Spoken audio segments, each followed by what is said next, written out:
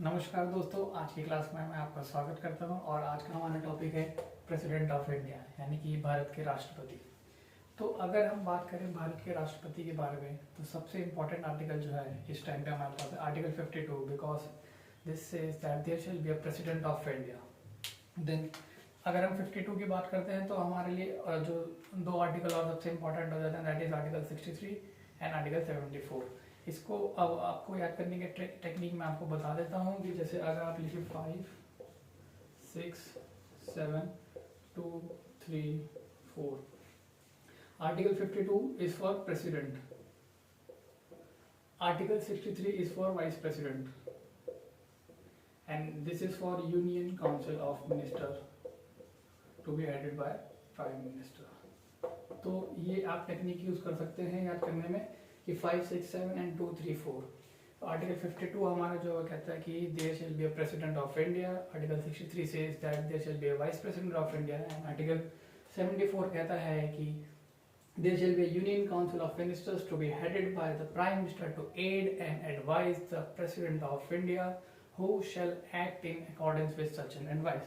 इसका मतलब सिंपल सा यही है कि संविधान में हमारे लिखा हुआ है कि आर्टिकल 74 के तहत राष्ट्रपति महोदय सिर्फ वही काम करेंगे जो उनको union council of ministers advice करेंगे। इसका मतलब ये जब संविधान हमारा स्टार्टिंग में बना था तब ऐसा बिल्कुल भी नहीं था, बट 1976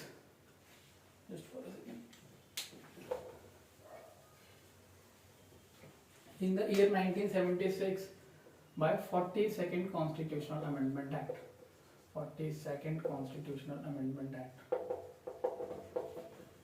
इसमें मैडम इंदिरा गांधी ने क्या किया कि पहले स्टार्टिंग में जब हमारा संविधान बना था तो उस टाइम ऐसा नहीं था कि राष्ट्रपति महोदय को यूनियन काउंसिल ऑफ मिनिस्टर्स की बात माननी पड़ेगी, उनकी एडवाइस माननी पड़ेगी।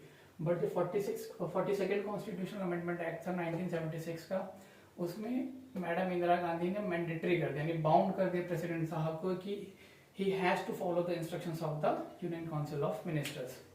After that after a gap of 2 years 1978 जब मोरारजी देसाई साहब की गवर्नमेंट आई, 1978 में इंदिरा गांधी जी की गवर्नमेंट नहीं थी, मोरारजी देसाई साहब की गवर्नमेंट थी। उन्होंने लागू किया 44th कॉन्स्टिट्यूशनल अमेंडमेंट एक्ट 1978। इसके तहत इन्होंने क्या है कि इन्होंने भी बाउंडेशन जो है उन्होंने हटाई नहीं कि मतलब राष्ट्रपति को फॉलो करनी पड़ेगा यूनियन काउंसिल ऑफ मिनिस्टर्स की एडवाइस को, बट इन्होंने एक उसमें क्लॉज ऐड कर दिया कि जो भी suppose union council of ministers ने प्रस्ताव रखा राष्ट्रपति के सामने, राष्ट्रपति एक बार उनको रिकंसिडरेशन के लिए बोल सकते हैं कि भाई एक बार आप दोबारा से सोच लीजिए जो आपने मेरे को एडवाइस दी है कि ये देश हित के लिए सही नहीं है। बट अगर उसके बावजूद यूनियन काउंसिल ऑफ मिनिस्टर्स ने वही एडवाइस सेम वापिस राष्ट्रपति महोदय को दे दी, then he is bound by the constitution to assent that bill. इसका मतलब है कि ये बस एक ही बार उनको रिकंसिडरेशन के लिए बोल सकते हैं। अगर उन्होंने दोबारा से सेम बिल को वापस से भेज दिया तब राष्ट्रपति महोदय साहब को साइन करना ही पड़ेगा। अब now there is one more article that is article 53। Article 53 है हमारा जो संविधान के अंदर, ये है executive powers of the president of India. Executive powers यानी कि इसमें साफ साफ लिखा है कि भारत के जो भी हम कानून बनाएंगे या जो भी काम होगा भारत सरकार द्वारा वो राष्ट्रपति महोदय के नाम पे होगा। इसका मतलब है that all the executive work done by the government of India shall be done in the name of the President of India. Okay.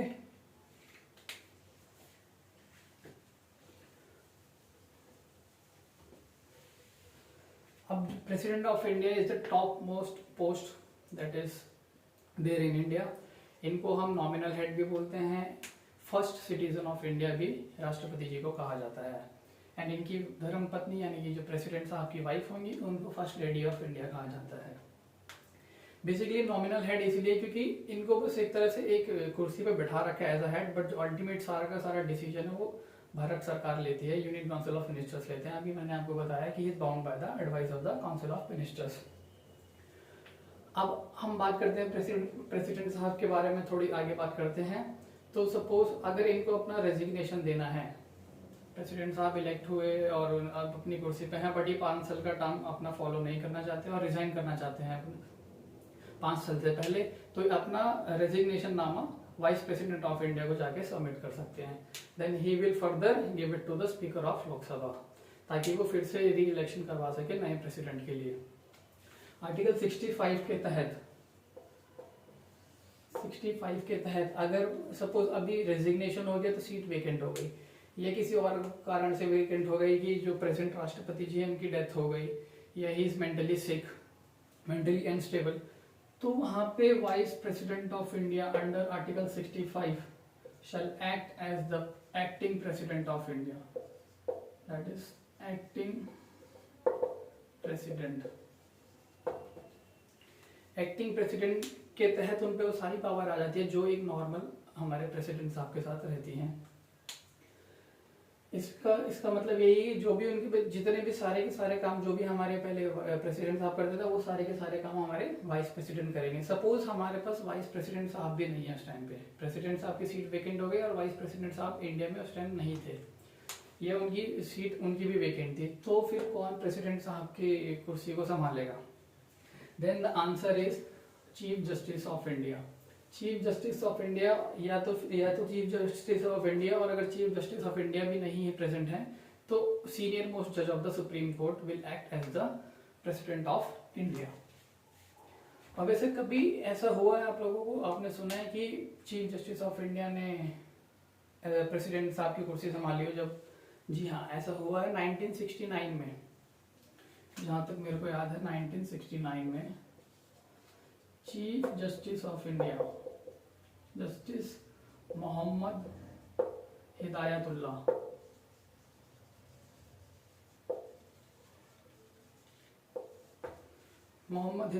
जी भारत के राष्ट्रपति के तौर पे कुछ दिन के लिए इन्होंने भार संभाला था। ज्यादा दिन तक नहीं थे, बट ऐसा हो रखा है कि वाइस प्रेसिडेंट साहब भी नहीं है, इसलिए इन्होंने chief justice of India at that time as act as the acting president of India. अब हम इसकी क्वालिफिकेशंस की बात कर लें तो सबसे पहले तो प्रेसिडेंट ऑफ इंडिया अगर चुने जाते हैं तो वो 5 साल के लिए रहते हैं, बट अगर इलेक्शन सपोज 5 साल से पहले उनकी सीट वेकेंट हो गई या कुछ हो गया तब तो ये एक्टिंग प्रेसिडेंट ऑफ इंडिया बनता है। बट अगर 5 साल खत्म होने से जस्ट 6 महीने पहले, इलेक्शन कमीशन ऑफ इंडिया की जिम्मेदारी है कि 6 महीने पहले इलेक्शन को करवाया जाए। और हाँ, जो एक्टिंग प्रेसिडेंट हैं ये 6 महीने से ज्यादा दिनों तक नहीं रह सकते, क्योंकि इलेक्शन कमीशन के टाइम होता है 6 महीने के अंदर इलेक्शन करवाने का। तो यानी कि एक्टिंग प्रेसिडेंट जो भी रहेगा वो 6 महीने से ज्यादा नहीं चला सकता सीट को। अब हम क्वालिफिकेशंस की बात कर लें तो he should be citizen of India. अगर किसी को प्रेसिडेंट के लिए इलेक्शन लड़ना है then he should be above 35 years of age. उनकी उम्र 35 साल से ज्यादा होनी चाहिए। He should be citizen. And most important thing कि लोकसभा के मेंबर चुने जा सके, इतनी उनकी क्वालिफिकेशंस होनी चाहिए। And also that office of profit, he should not be under any office of profit, यानी कि कोई और ऑफिस ऑफ प्रॉफिट से वो पैसा नहीं कमा सकते।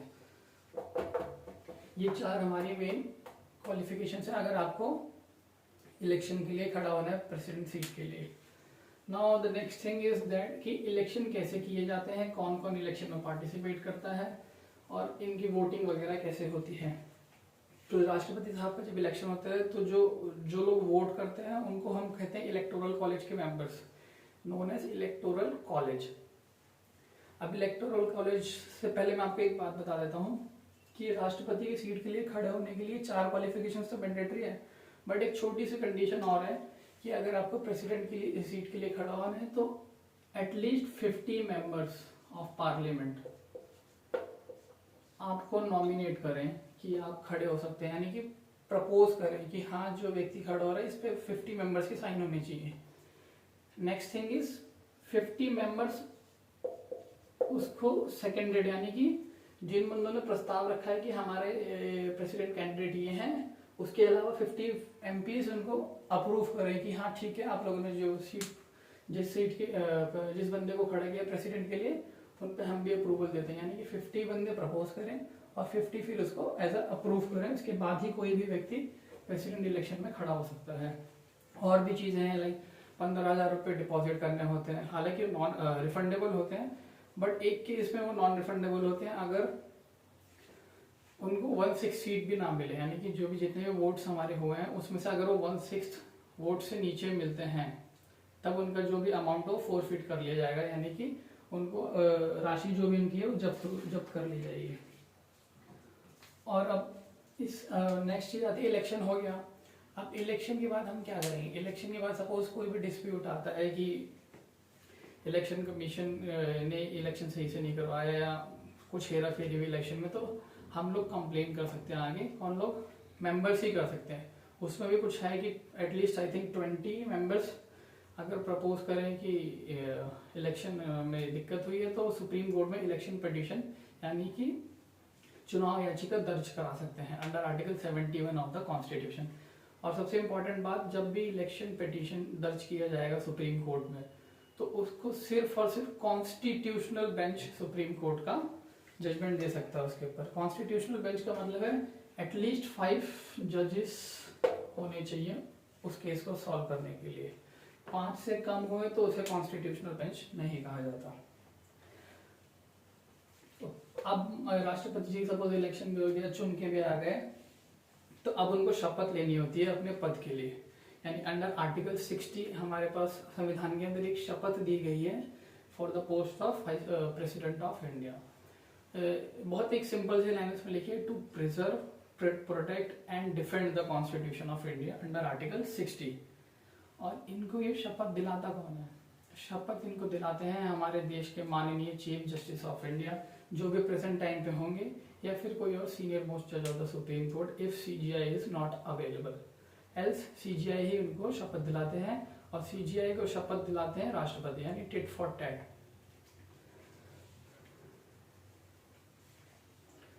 अब हम बात करते हैं मतलब हमने बात करी कि अभी क्वालिफिकेशंस बात कर ली, फिर इलेक्शन भी हो गया, इलेक्शन पिटीशन के बारे में भी जान गए, फिर ओथ भी हो गई। अब सपोज ये राष्ट्रपति साहब हमारे आए हैं और इनको या तो ये अपना रेजिग्नेशन देके हट सकते हैं, या इनकी डेथ होती है तो सीट वेकेंट होती है, और या फिर एक ऑप्शन होता है parliament can also remove that president. But बहुत ही इतना आसान प्रोसेस नहीं है कि किसी भी मतलब देश के राष्ट्रपति को ऐसा इतनी आसानी से नहीं हटाया जा सकता। पूरे पार्लियामेंट का इन्वॉल्वमेंट इसके अंदर रहता है। ये सारी की सारी चीजें हमें दे रखी हैं संविधान में। इस प्रोसेस को हम कहते हैं इम्पीचमेंट। और अंडर आर्टिकल 61 जो है हमारा है, आर्टिकल 61 कहता है कि प्रेसिडेंट साहब अगर वायोलेट करते हैं कॉन्स्टिट्यूशन ऑफ इंडिया को, for violating the constitution of India, simple सी एक लाइन लिखी हुई है, अगर वो संविधान के खिलाफ कुछ भी करते हैं तो उनको उनके पद से हटाया जा सकता है by the parliament of India. अब इसका अगर हम छोटा सा एक एग्जांपल लेकर समझने की कोशिश करें कि violation of constitution of India का मतलब क्या हुआ, तो अभी स्टार्टिंग में हमने एक चीज पढ़ी थी, आर्टिकल 74 में लिखा गया था कि जो भी यूनियन काउंसिल ऑफ मिनिस्टर्स हैं वही एडवाइस करेंगे प्रेसिडेंट को, करेक्ट। कुछ भी काम अगर करना हो तो प्रेसिडेंट सिर्फ और सिर्फ इनकी एडवाइस मान के ही करेंगे। सपोज प्रेसिडेंट ने इनकी एडवाइस नहीं मानी, अब ये लिखा हुआ संविधान में अंडर आर्टिकल 74 की इनको एडवाइस माननी पड़ेगी। प्रेसिडेंट साहब ने इनकी एडवाइस नहीं मानी तो यानी कि इन्होंने एक तरह से 74 का उल्लंघन किया। उसमें 74 में साफ साफ लिखा हुआ है क्योंकि president has to follow the instructions of the council of ministers. तो अब ये एक केस है कि मतलब एक छोटा सा एग्जांपल है कि प्रेसिडेंट साहब ने इनकी बात नहीं मानी, यानी this is the example of violation of constitution of India. तो इसके तहत पार्लियामेंट में इनका इम्पीचमेंट प्रोसेस शुरू किया जा सकता है। अब इम्पीचमेंट समझने के लिए हमें थोड़ा सा बोर्ड का इस्तेमाल थोड़ा ज़्यादा करना पड़ेगा। बाकी मैं आपको अभी थोड़ा सा मतलब इसको थोड़ा ध्यान से समझने की कोशिश, बहुत आसान सा है बट थोड़ा ध्यान से समझने की कोशिश करना। अगर प्रेसिडेंट साहब को हमें इम्पीच करना है यानी कि उनको उनके पद से हटाना है, तो हम किसी भी हाउस, आइदर लोकसभा या राज्यसभा, लोकसभा या राज्यसभा, सपोज कोई भी हाउस में हम लोग इनिशिएट कर सकते हैं प्रोसीडिंग राष्ट्रपति साहब को पद से हटाने के लिए। सपोज हम यहाँ पे इस्तेमाल करते हैं कि लोकसभा से स्टार्ट करेंगे प्रोसेस हम लोग कि लोकसभा से स्टार्ट हुआ है, प्रेसिडेंट साहब को कुर्सी से निकाल लेगा, बट अगर कहीं भी स्टार्ट करना, चाहे लोकसभा चाहे राज्यसभा, 1/4 मेंबर ऑफ पार्लियामेंट, मतलब 1/4 मेंबर ऑफ पार्लियामेंट का अप्रूवल जरूरी होता है अगर कोई भी इम्पीचमेंट प्रोसेस प्रेसिडेंट के खिलाफ हमें स्टार्ट करना है। इसका मतलब है जब तक 1/4 मेंबर साइन नहीं करेंगे इस प्रपोजल को कि हम प्रोसेस स्टार्ट करें, तब तक इम्पीचमेंट का प्रोसेस स्टार्ट नहीं हो सकता। 1/4 का मतलब है इसमें 543, तो डिवाइड कर लीजिए 4 से, इसमें 250 डिवाइड कर लीजिए 4 से। तो इतने एटलीस्ट इतने मेंबर्स का साइन जरूरी है अगर कोई भी हमें प्रोसेस स्टार्ट करना है इम्पीचमेंट का।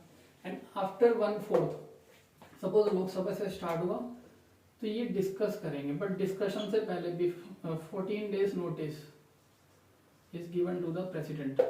क्यों दिया जाता है 14 डेज नोटिस प्रेसिडेंट साहब को? ताकि वो अपने को डिफेंड करने के लिए कि उनकी गलती नहीं है या जो भी बोलना चाहते हैं, एक तरह से उनको चांस दिया जाता है कि आप अपना पक्ष रख सके। इसलिए 14 days prior notice is must and must be given to the president of India before the impeachment process. Okay, जब 14 डेज का नोटिस दे दिया, पहले 1/4 का अप्रूवल हो गया, देन 14 डेज का नोटिस, उसके बाद से फिर जिस हाउस में स्टार्ट होता है उसको उस मोशन को बोलते हैं। अगर कुछ भी बिल रखना होता है या कुछ होता है तो उसको कुछ नाम देते हैं, तो इसमें बोलते हैं चार्ज मोशन, कि हम लोग चार्ज लगा रहे हैं प्रेसिडेंट ऑफ इंडिया पे कि इन्होंने कॉन्स्टिट्यूशन को वायोलेट किया है, तो इसको बोलते हैं चार्ज मोशन। अब ये सपोज लोकसभा में स्टार्ट हो गया चार्ज मोशन, और चार्ज मोशन तो जितने भी लोग हैं लोकसभा में, जितने भी मेंबर्स हैं, वो सारे के सारे उस पर डिबेट करेंगे, डिस्कशन करेंगे कि भाई प्रेसिडेंट साहब ने ऐसी क्या गलती कर दी है कि हमें उनको इम्पीच करना पड़ रहा है। तो मतलब ये जो डिस्कशन टाइम लगेगा 2-4 घंटे 6 घंटे एक दिन, तो आपस में डिस्कस करेंगे प्रॉपर कि भैया ये दिक्कत है, प्रेसिडेंट साहब ने इतनी गलतियां की है। तो अगर गलती नहीं की तो वो वहीं पे मोशन को खत्म कर देते कि नहीं, ये जो भी प्रस्ताव जिसने भी रखा वो सही नहीं है, प्रेसिडेंट साहब की गलती नहीं है, तो मोशन वहीं पे खारिज हो जाता है। बट अगर सपोज लोकसभा ने पास कर दिया चार्ज मोशन को कि हाँ प्रेसिडेंट साहब की गलती है, तो उनको जो ये मोशन पास करना पड़ेगा वो ऐसे इतनी आसानी से नहीं होता। वो भी उसमें यह है कि ये नहीं कि आधे बंदों ने बोला तो पास हो गया। 2/3 मेजोरिटी, जो स्पेशल मेजोरिटी है, अगर उनको रिमूव करने के लिए संविधान में दी गई है under article 61 of the constitution. Article 61 में इम्पीचमेंट प्रोसेस सारा का सारा दिया हुआ है। चार्ज मोशन पास करने के लिए एटलीस्ट 2/3 ऑफ टोटल मेंबरशिप, यहाँ पे वर्ड इंपॉर्टेंट है total membership, total is must membership, special majority कहा जाता है इसे अंडर आर्टिकल 61। टोटल का मतलब ये हो गया कि ऐसा नहीं, सपोज कुछ 543 MP हैं टोटल लोकसभा के अंदर, तो उसमें से कुछ ऐसे भी होंगे कि किसी की तबीयत खराब है नहीं आ पाए, या तो एब्सेंट भी रहते हैं लोकसभा के अंदर। अगर कुछ भी सेशन चल रहा है तो उसमें जरूरी तो है नहीं कि सारे के सारे MP आएंगे, कुछ छुट्टियों पे आएंगे, कुछ घूमने गए होंगे, तो इस चीज से इनको कोई मतलब नहीं है। इनका मतलब है टोटल। अगर 2/3 मेजोरिटी चाहिए, सपोज वहाँ पे 50-60 MP एब्सेंट भी, तो उनको प्रेजेंट जितने उसका 2/3 नहीं कि इतने ही प्रेजेंट है तो भाई इनका ही 2/3 कर लो, उससे मतलब नहीं। 2/3 टोटल का होना चाहिए, यानी 543 का 2/3 होगा तो उसके बाद ही बिल पास होता है लोकसभा से। अब फिर जैसे सपोज इन्होंने पास कर दिया 2/3 मेजोरिटी से बिल को, तो इसके बाद क्या होगा? इसके बाद सिंपल सी चीज है कि ये बिल जाएगा दूसरे हाउस में। एक हाउस के करने से तो कुछ होगा नहीं, तो अब दूसरे हाउस में जाएगा वो बिल, सेम बिल दूसरे हाउस में जाएगा, और दूसरे हाउस, इनको इसका नाम था चार्ज मोशन, दूसरे हाउस को हम नाम देंगे, जब ये हाउस का काम है इन्वेस्टिगेट करना, तो इन्वेस्टिगेटिंग हाउस भी कहा जाता है इसको, कि ये इन्वेस्टिगेट करेगा फर्दर। अब इस हाउस में, यानी जिस सेकंड हाउस में, राष्ट्रपति महोदय को चांस दिया जाता है कि आप अपना पक्ष रखिए, आप अपने को डिफेंड कर सकते हैं कि आपकी गलती है कि नहीं है, जो भी है।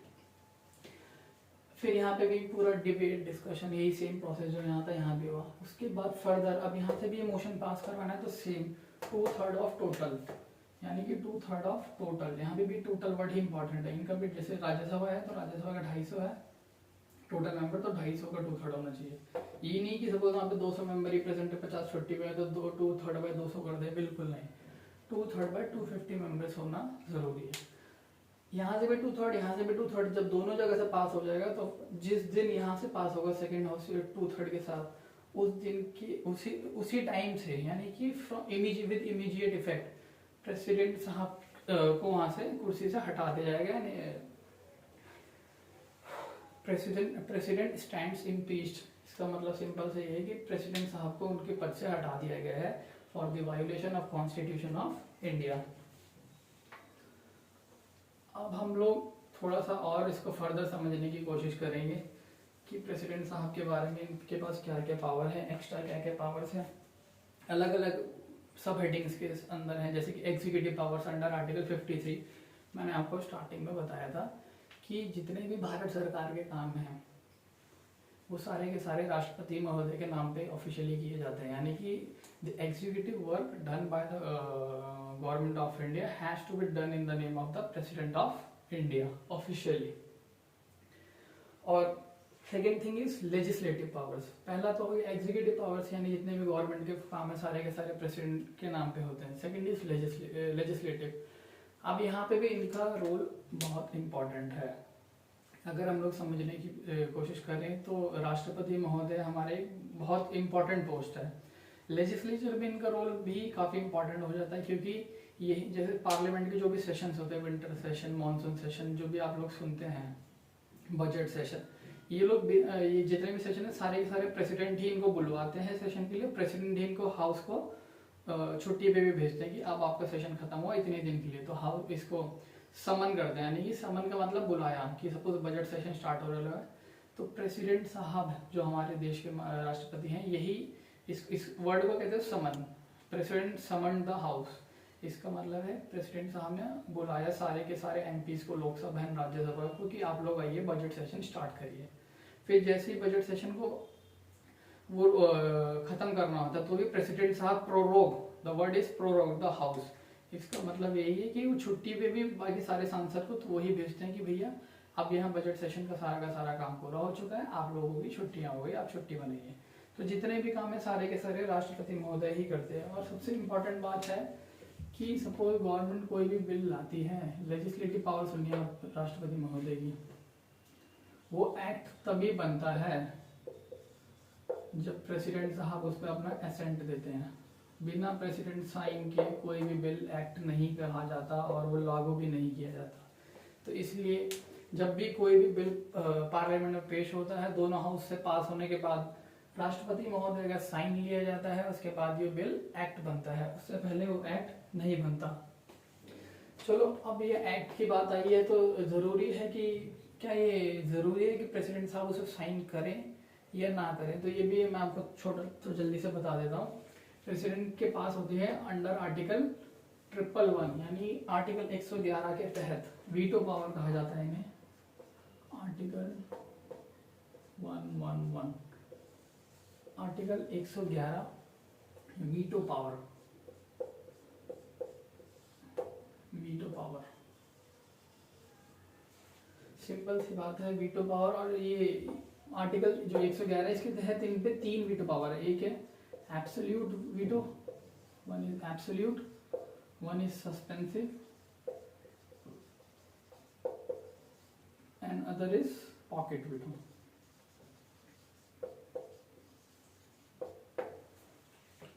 अब इन तीनों को हम जल्दी से समझ लेते हैं कि क्या इसका मतलब हो।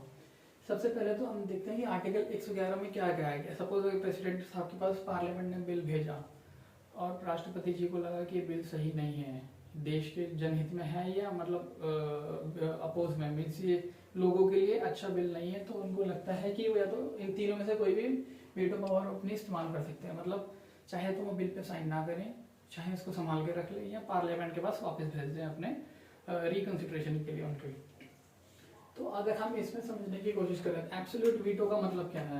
एब्सोल्यूट का मतलब होता है, सिंपल सी बात है कि इन्होंने विदहोल्ड कर लिया बिल को।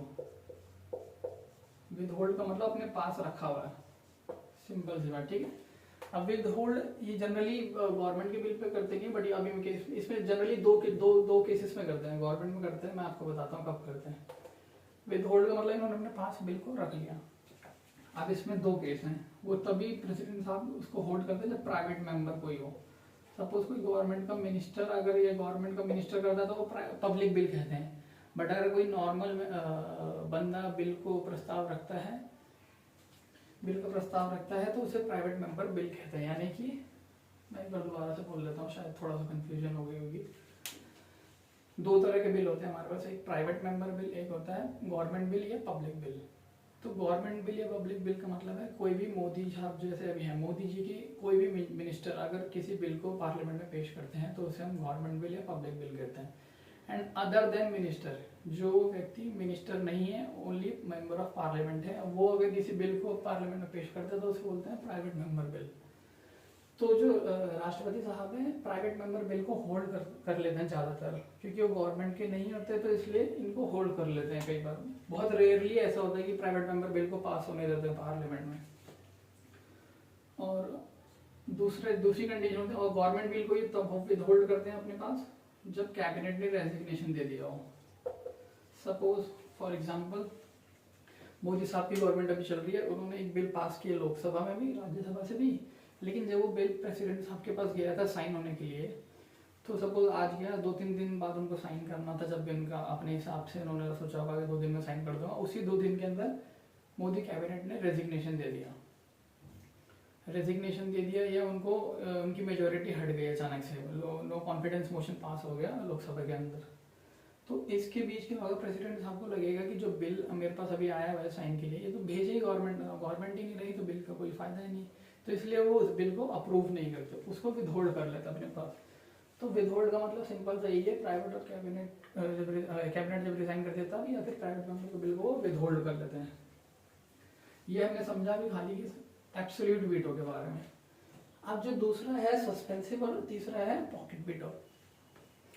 सस्पेंसिव का मतलब सीधा सा है कि वो एक बार भेज देते हैं, सपोज पार्लियामेंट में दोबारा भेज देते हैं फॉर रिकंसिडरेशन।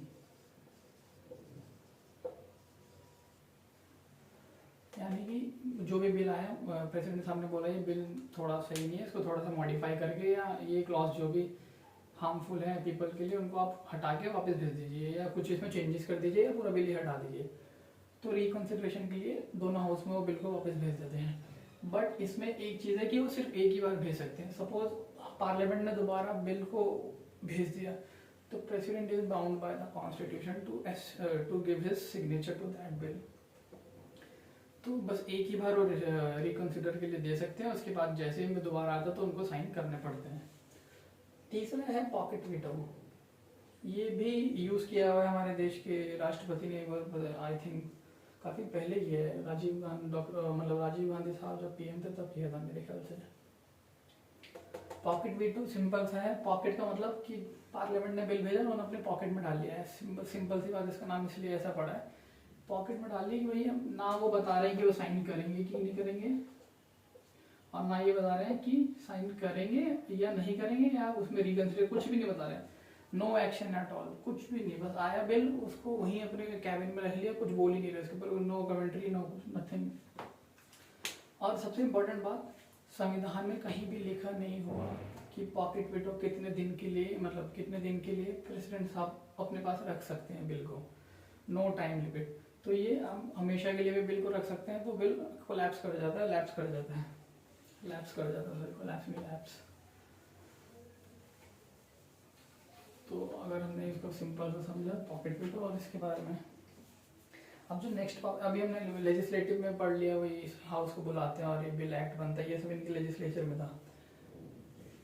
प्रेसिडेंट के पास एक और होता है कि ज्वाइंट सिटिंग करवा सकते हैं under article 108 of the constitution. दोनों हाउस को एक साथ बुला के, डेडलॉक जो बन जाता, बिल पास नहीं होता, तो दोनों हाउस को एक साथ बुलाते हैं, बोलते हैं कि आपस में डिस्कस डिबेट करके जो भी बिल में डेडलॉक आ रखा है उसको आप सिंपल मेजोरिटी से पास कर लीजिए अंडर आर्टिकल 108। अब इनका जो इससे भी अब एक और एक्स्ट्रा इनके पास जो पावर होती है that is under article 123। Article 123 में अगर हम बात करें, इसको कहा जाता है ordinance power. Ordinance power of president. अभी हमने जो पढ़ा है यही पढ़ा है कि पार्लियामेंट बिल पास करता है, फिर प्रेसिडेंट साहब उस पर साइन करते हैं, तो वो बिल एक्ट बन जाता है। तो पार्लियामेंट बिल पास तभी करेगा जब वो मतलब सेशन के अंदर होगा। अभी जैसे सपोज बजट सेशन है तो अभी बिल पास करते हैं, तो फिर बीच में छुट्टी पड़ती है तो नहीं कर सकते क्योंकि छुट्टियाँ पड़ी हुई हैं उनकी। तो उस टाइम पे अगर हमें किसी लॉ की ज़रूरत पड़ जाती है या कोई ऐसी इमरजेंसी सिचुएशन आ जाती है कि हमें पार्लियामेंट को दोबारा सेशन में आने से पहले इतना ज़रूरी हो जाता है कि हमें मजबूरी हो जाती है कि कोई भी बिल हमें अभी सपोज बनाना है बट पार्लियामेंट सेशन में नहीं, सॉरी क्या होगा, हमें बिल पास करना है बट पार्लियामेंट नहीं है, तो उस टाइम पे राष्ट्रपति साहब आर्टिकल 123 के तहत कोई भी लॉ को बना सकते हैं। यानी कि सपोज इन्होंने कोई भी बहुत सारे लॉज ऐसे बनाए जाते हैं अंडर दिस आर्टिकल कि पार्लियामेंट सेशन में नहीं होता, जब पार्लियामेंट की छुट्टी होती है तो प्रेसिडेंट साहब खुद से ही on the recommendation of council of ministers act लागू कर देते हैं कोई भी, और वो एक्ट 6 महीने के लिए वैलिड रहता है। क्योंकि जो हमारे दोनों हाउस होते हैं, मतलब 2 सेशन होते हैं पार्लियामेंट के ना, मिनिमम 2 सेशन के बीच का टाइम मिनिमम 6 मंथ्स होता है। हर एक 6 महीने में एटलीस्ट एक पार्लियामेंट का सेशन होना कंपलसरी है। तो इसलिए 6 महीने तक इनका कानून चलता है। अगर सपोज प्रेसिडेंट हमने कोई भी लॉ इस आर्टिकल के तहत में बनाया गया, अगर कि मान लो ये आज से चालान के रेट बढ़ गए, सपोज कुछ ऐसा बना दिया, तो वो सिर्फ और सिर्फ 6 महीने के लिए वैलिड रहता है। 6 महीना प्लस 6 वीक्स कहा जाता है। 6 वीक इसलिए क्योंकि हाँ पार्लियामेंट को सेशन में आने के बाद 6 हफ्ते का टाइम होता है कि बिल को पास करना है कि नहीं करना। तो इसमें अगर तो जैसे ही सेशन स्टार्ट होता है 6 महीने के बाद या 6 महीने से पहले, 6 महीने से अंदर कभी भी सेशन स्टार्ट हो सकता है, तो अब पार्लियामेंट ने अगर इस ऑर्डिनेंस एक्ट को अप्रूव कर दिया तब तो ये लॉ बन गया। अगर इन्होंने डिसअप्रूव कर दिया तो ये जो लॉ था वहीं पर रद्द हो जाएगा, नल एंड वॉइड, क्योंकि अल्टीमेट पावर पार्लियामेंट के पास होती है, प्रेसिडेंट साहब के पास नहीं होती। ये सिर्फ और सिर्फ इमरजेंसी सिचुएशन में यूज किया जाता है।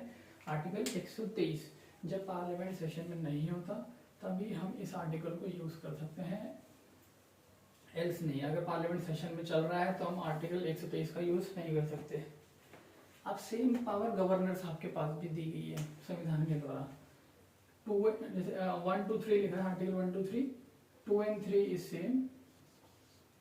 1 को उठा के कर दो बीच में, ये ट्रिक है याद करने की। आर्टिकल 213, ये 1 2 3 दिस इज 213, ये गवर्नर की पावर है, ऑर्डिनेंस पावर ऑफ गवर्नर। जो देश हर स्टेट में एक राज्यपाल नियुक्त किए जाते हैं राष्ट्रपति के द्वारा, उनकी पावर इस आर्टिकल के तहत उनको मिलती है, article 213 of the constitution of India.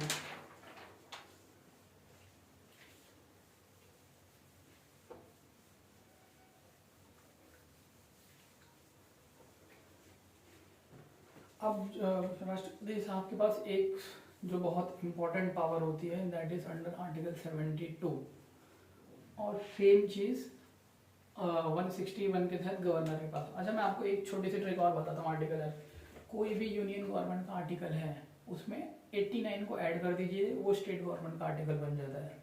मैं एग्जांपल देके समझाता हूँ आपको एक छोटा सा। आर्टिकल 74 है, ये हमने पढ़ा, इसमें है Union Council of Ministers to be headed by the Prime Minister to aid and advise the President of India. And 89, this is Article 163 अब बन गया ये। 89 ऐड करेंगे तो ये 163 बन जाएगा। जो चीज यहाँ पे यूनियन गवर्नमेंट के लिए थी 89 ऐड करने के बाद ये स्टेट गवर्नमेंट के लिए बन गई। कैसे बन गई ये बताते हैं। इसमें था union council of ministers to be headed by the prime minister to aid and advise the president। इसमें है state council of ministers to be headed by the chief minister to aid and advise the governor of that state. तो वही बस prime minister को chief minister कर दिया, union को state council of minister कर दिया, और प्रेसिडेंट को गवर्नर। सेम बस आपको याद करने की ट्रिक है कि एड 89 यूनियन का आर्टिकल स्टेट में कन्वर्ट हो जाता है। एक और एग्जाम्पल देके मैं आपको छोटा सा समझाता हूँ। वो है आर्टिकल, सपोज अभी मैंने था 72, ये है प्रेसिडेंट की पार्डनिंग पावर या मर्सी पिटीशन। आपने सुनी होगी, मर्सी लिख देता हूँ, आपने ज़्यादा न्यूज़ में सुना होगा। मर्सी पिटीशन प्रेसिडेंट साहब का 72 एंड 89 161, ये होगी गवर्नर साहब की मर्सी पिटीशन की पावर्स। है, सिंपल एज दैट। तो ये बस एक कई ट्रिक्स होती हैं आपको याद करने में थोड़ी सी आसानी, जैसे मैंने अभी स्टार्टिंग में बताया था 5 6 7 2 3 4 president, vice president, union council of ministers. तो ये सब छोटी छोटी ट्रिक्स हैं जो आपको आर्टिकल्स को याद करने में मदद करेंगी। अब हम अगर पढ़ें आर्टिकल 72 और आर्टिकल 161, दोनों एक साथ ही कर लेंगे, सेम ही ऑलमोस्ट, थोड़ा सा चेंजेस है वो मैं आपको बता दूंगा। 72 एंड आर्टिकल 161। 72 के बारे में मिल लिया है, प्रेसिडेंट की मर्सी पिटीशन आपने सुनी होगी, या इसको बोलते हैं pardoning powers, pardoning powers of president of. इसमें इनके पास टोटल 5 तरह की पावर्स है। पहला है रिप्राइव, रिप्राइव इसका मतलब है कि सपोज किसी भी कैदी को सजा मिली है, मर्सी पिटीशन आपने सुना होगा न्यूज़ में, जब अभी बीच में काफ़ी जो रेप केस चल रहा था, उसके जितने भी दोषी थे वो सारे के सारे मर्सी पिटीशन फाइल किए जा रहे थे राष्ट्रपति के पास जब उनको फांसी की सजा हो गई थी। तो इस आर्टिकल के तहत प्रेसिडेंट साहब जो भी सजा होती है उसमें चेंजेस कर सकते हैं। कैसे? इसमें 5 तरह के हैं। पहले रेप्राइव, रेप्राइव का मतलब है सपोज आपको कोर्ट ने बोला है कि आप अभी सपोज आज तारीख जो भी हो, बोला 1 मार्च से आपको फांसी होगी 1 मार्च को, या 1 मार्च से आपको जेल जाना है, तो प्रेसिडेंट साहब आर्टिकल 72 को यूज़ कर सकते हैं, जिसमें अपना ये कंडीशन यूज़ करेंगे रेप्राइव वाला। उसमें क्या बोलेंगे कि भाई 1 मार्च नहीं 15 मार्च कर दो, यानी कि 15 दिन डिले कर दिया इन्होंने।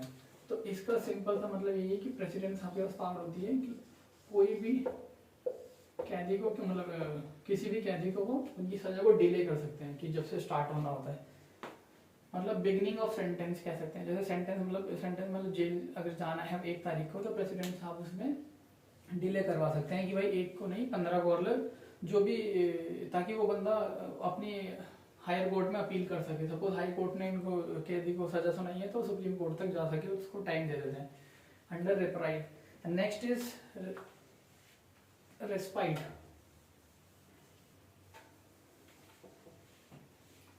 रेस्पाइट ये सारी की सारी 72 के अंदर ही है।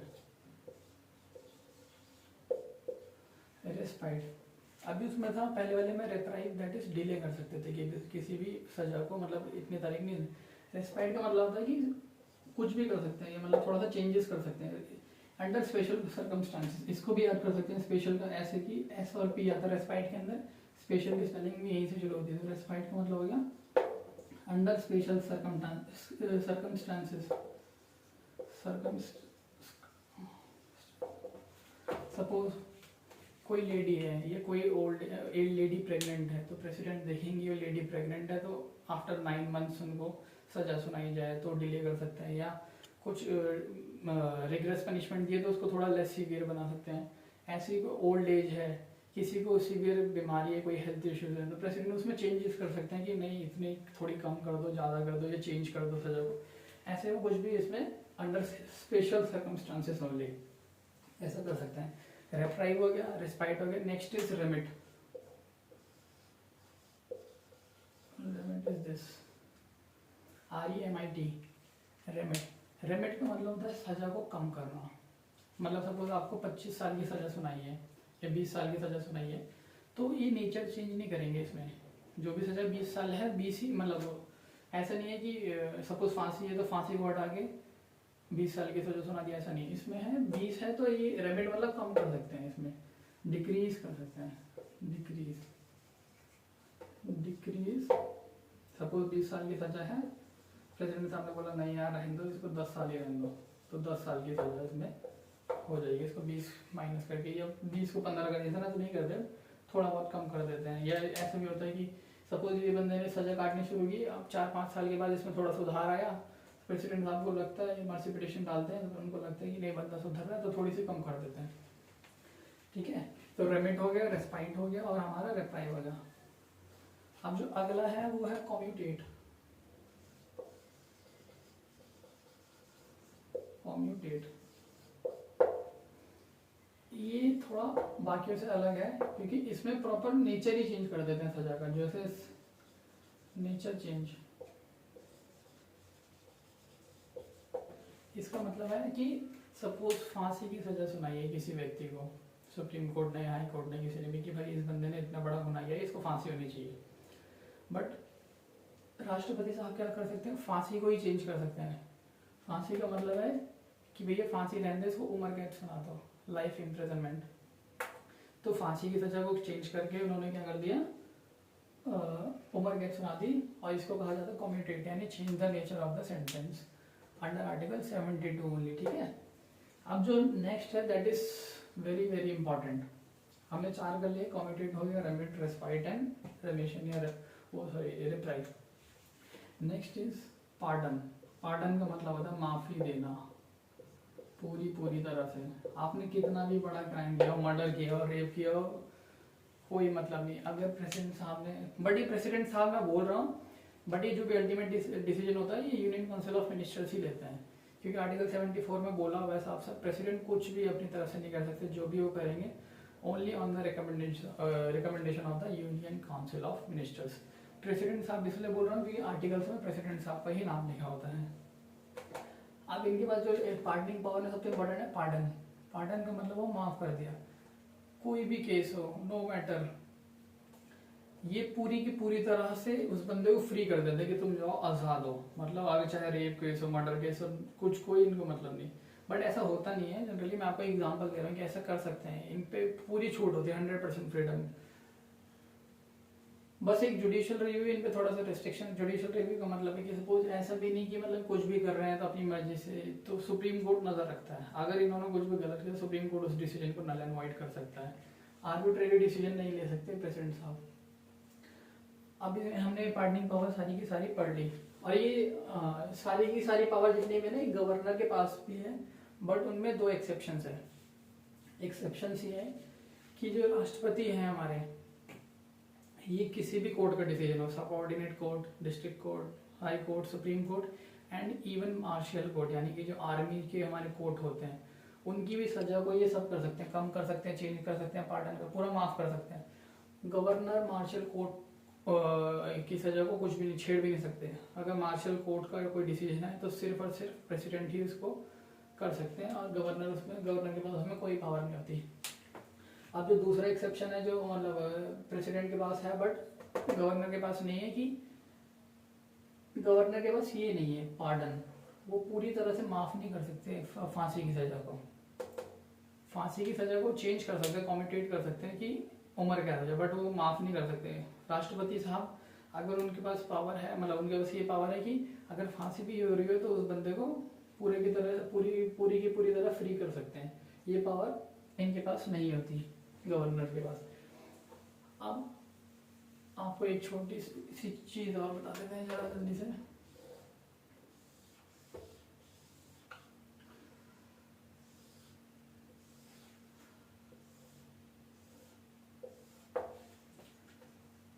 प्रेसिडेंट, गवर्नर एंड मतलब यहाँ पे रिलीफ लिख देता हूँ। रिलीफ का मतलब है कि उनको क्या होता है इनके, सपोज मैक्सी पिटीशन फाइल करी, प्रेसिडेंट साहब ने बोल दिया ओके, मैक्सी पिटीशन दोनों जगह फाइल कर सकते हैं आप लोग, प्रेसिडेंट को भी दे सकते हो और गवर्नर को भी दे सकते हो, एक साथ भी दे सकते हो। ये भी नहीं है कि नहीं पहले प्रेसिडेंट का रिप्लाई आने तो फिर गवर्नर को देंगे, दोनों जगह एक साथ फाइल कर सकते हैं मैक्सी पिटीशन को। सपोज दोनों जगह फाइल कर रखा आपने मर्सी पिटीशन, प्रेसिडेंट साहब ने दे दिया मर्सी पिटीशन, गवर्नर ने बोल दिया नो, तो इस केस में क्या जो बंदा है उसको रिलीफ मिलेगा, उसकी सजा में कुछ चेंजेस करेंगे, यस, जो प्रेसिडेंट साहब का डिसीजन होगा दैट इज फाइनल। गवर्नर मना करे कोई मतलब नहीं, प्रेसिडेंट ने ओके बोल दिया देन ओके। सपोज प्रेसिडेंट ने भी ओके, गवर्नर भी ओके, तब तो मिलना ही मिलना है, और अगर दोनों ने मना कर दिया तो मिलना ही नहीं है, इन्होंने मना। अब जो सबसे इम्पोर्टेंट है ये हुई है, सपोज प्रेसिडेंट ने कर दिया मना और गवर्नर ने कर दिया हाँ, दोनों के पास फाइल कर रखे हैं, प्रेसिडेंट ने मना कर दिया, गवर्नर ने हाँ कर दिया, तो इस केस में क्या इनको रिलीफ मिलेगा? जी हाँ, इनको रिलीफ मिलेगा। कोई मैटर नहीं करता है, बस किसी दोनों में से किसी एक का अप्रूवल मिल जाए, समझो आपकी मौज, यानी कि आपकी रिलीफ आपको मिल गया, चाहे गवर्नर करे चाहे प्रेसिडेंट करे, कोई मतलब नहीं होता उससे। इसलिए ज़्यादातर जो भी क्रिमिनल्स होते हैं दोनों जगह मर्जी पिटिशन फाइल कर देते हैं कि बाई चांस प्रेसिडेंट बने गया तो क्या पता गवर्नर हाँ कर दे, बट ऐसा होता नहीं है क्योंकि ये सब फैसले बहुत नाजुक होते हैं और इनको पूरी टीम बैठ के लेनी होती है। जितने भी union council of minister, state council minister, सब पूरे अच्छे से मुआयना लेते हैं उसका बैकग्राउंड वगैरह, उसके बाद फिर करते हैं क्योंकि इसकी काफ़ी इम्प्लीकेशंस हो सकती हैं अगर इन्होंने गलत डिसीजन लिया तो। प्रेसिडेंट के बारे में आज हमने काफ़ी कुछ सीखने को मिला और ये बहुत इंपॉर्टेंट पावर है, मतलब बहुत इंपॉर्टेंट पोस्ट है हमारे देश की। ऑर्डर ऑफ प्रेसिडेंसी एक चीज़ होती है कि टॉप मोस्ट सिटीजन कौन है, तो उसमें भी राष्ट्रपति साहब ही नंबर 1 पे रहते हैं, नंबर 2 वाइस प्रेसिडेंट, नंबर 3 पे मतलब ऐसे कम होता रहता है prime minister, vice president, deputy prime minister, ये सब चलता रहता है। इनकी और भी काफ़ी पावर है, छोटी छोटी, जैसे छोटी नहीं है मतलब बड़ी बड़ी है। जैसे इनको supreme commander of arm forces भी बोला जाता है कि यही एक तरह से जब तक प्रेसिडेंट साहब डिक्लेयर नहीं करते, सपोज भारत पाकिस्तान में बॉर्डर पे कुछ आपस में लड़ रहे हैं, चाइना से लड़ रहे हैं, तो उससे हम वॉर डिक्लेयर नहीं कर सकते या हम उसे युद्ध नहीं मानेंगे जब तक प्रेसिडेंट साहब अपने मतलब साइन करके ऑर्डर नहीं कर देते कि वॉर स्टार्ट हो गई है। कोई भी एक्सटर्नल एग्रेशन वॉर नहीं कहलाता और ये सुप्रीम कमांडर है, इन्हीं के कमांड पे हमारी आर्म फोर्सेस जवाब देती हैं, मतलब लड़ने जाती हैं। जब तक ये नहीं बोलेंगे तो और किसी के बोलने से वो लोग लड़ने नहीं जाएंगे। सुप्रीम कमांडर का मतलब है इन्हीं का डिसीजन फाइनल होता है और प्रेसिडेंट का डिसीजन फाइनल का मतलब union council of ministers, that is government of India. फिर इनके और जैसे जितने भी कॉन्स्टिट्यूशनल पोस्ट हैं like election commission of India article 315 के तहत 324 इलेक्शन कमीशन, यूपीएससी 315, फिर अंडर आर्टिकल 280 बहुत इंपॉर्टेंट आर्टिकल्स हैं, जैसे कि 280 के तहत फाइनेंस कमीशन को प्रेसिडेंट साहब अपॉइंट करते हैं। 315 हमारा जो यूपीएससी है, यूपीएससी के मेंबर्स को प्रेसिडेंट साहब अपॉइंट करते हैं। 324 election commission of India members president साहब अपॉइंट करते हैं। देन आर्टिकल 280 फाइनेंस कमीशन तो हो गया। Then article 148 of the constitution controller and auditor general of India president ji appoint करते हैं। उसके बाद सुप्रीम कोर्ट के जजेस को भी प्रेसिडेंट जी अपॉइंट करते हैं, इनको ओथ भी प्रेसिडेंट जी दिलाते हैं। ऐसे ही बहुत सारे हैं जहाँ पे इनका काफ़ी रोल है। एमरजेंसी सिचुएशंस में भी, financial emergency, state emergency, national emergency, सब में इन्हीं के साइन से होता है स्टार्टिंग, उसके बाद फिर पार्लियामेंट्री अप्रूवल होता है। तो आज की क्लास में हमने प्रेसिडेंट के बारे में थोड़ा जाना, समझा और मतलब काफ़ी डिटेल में समझा है प्रेसिडेंट को। बाकी अगर कुछ चीज़ें रह गई हैं तो आई डोंट नो, मेरे ख्याल से सारा हमने कवर कर दिया जितना भी इम्पोर्टेंट है। बाकी फिर मिलते हैं नेक्स्ट क्लास में, तब तक के लिए थैंक यू।